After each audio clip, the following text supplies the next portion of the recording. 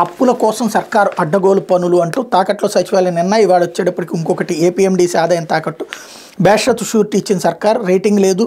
unlisted బాండ్లు అయినా కేవలం 8.7% వడ్డీ కొన్నదెవరు అనేది మిస్టరీ వాడుకునేది మాత్రం ప్రభుత్వమే అంటూ అదేదో రోజు అప్పుల గురించి రోజు రాయాలి ప్రజల్ని మధ్యతరగతి ప్రజల్ని భయభ్రాంతులకు గురి చేయాలి ఏదో జరిగిపోతుంది రాష్ట్రంలో అన్నటువంటిది చంద్రబాబు ఉన్నప్పుడు చిట్ట చివరి రోజుకి 100 కోట్ల రూపాయలు మాత్రమే ఉన్నాయి 780 కోట్ల రూపాయలు డబ్బులు ఇవ్వాలని చెప్పి యనమల రామకృష్ణుడు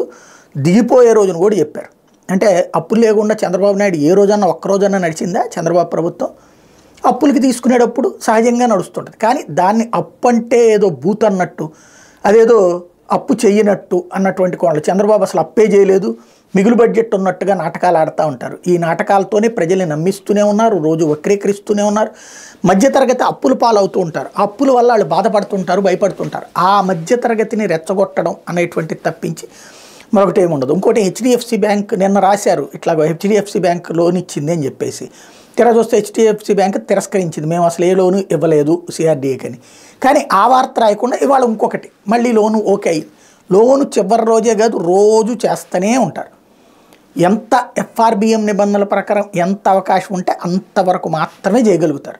అది దాటితే ఒకవేళ పొరపాటున చేసినా వెంటనే నెక్స్ట్ లాగేస్తుంది కేంద్రం ఇది రూల్ అది తెలిసినా కూడా తెలియనట్టు నాటకాలు ఆడటమే ఇప్పుడు ఉన్నటువంటిది అప్పటికి ఇప్పటికి తేడా ఏంటంటే అప్పుడు ఎఫ్ఆర్బిఎం నిబంధనల ప్రకారం ఏదైనా సరే 3% మాత్రమే అప్పు తీసుకోవాలి అప్పట్లో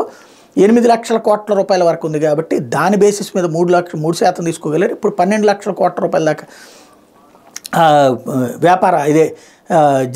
జిఎస్డిపి ఉంది కాబట్టి దాని మీద లోను 3% అందువల్ల ఎక్కువ అప్పు తీసుకోగలుగుతున్నారు ఇది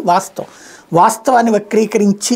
ప్రజల్ని తప్పుదోవ పట్టించడం అంటే ఒక అబద్ధాన్ని పదే పదే నిజమని చెప్పి నమ్మించడం అన్నటువంటిది వీళ్ళకే చెల్లింది అది నడుస్తూనే ఉంటుంది లేకపోతే వివేక హత్యపై చర్చకు సిద్ధం ఇందాక నేను చెప్పాను కదా అందరూ కూడా అదే పాయింట్ని అంటే ఇక్కడ ఈనాడు జ్యోతి అది హెడ్డింగ్ పెట్టి అంటే అక్కడే నిన్న పాపం ఆయన వాలంటీర్లను కాపాడుతాను వాలంటీర్లకి జీతాలు ఇస్తాను వాలంటీర్లకి చదివి మంచి ఉద్యోగాలు ఇప్పిస్తాను ఇట్లాంటివన్నీ చెప్పుకొచ్చారు అదంతా అంటే పాజిటివ్ది కాకుండా నెగిటివ్దే ప్రొజెక్ట్ చేస్తున్నారంటే ఇది కూడబలుక్కుని చేస్తున్నటువంటి కాన్సెప్టే అన్నటువంటిది ఇక్కడ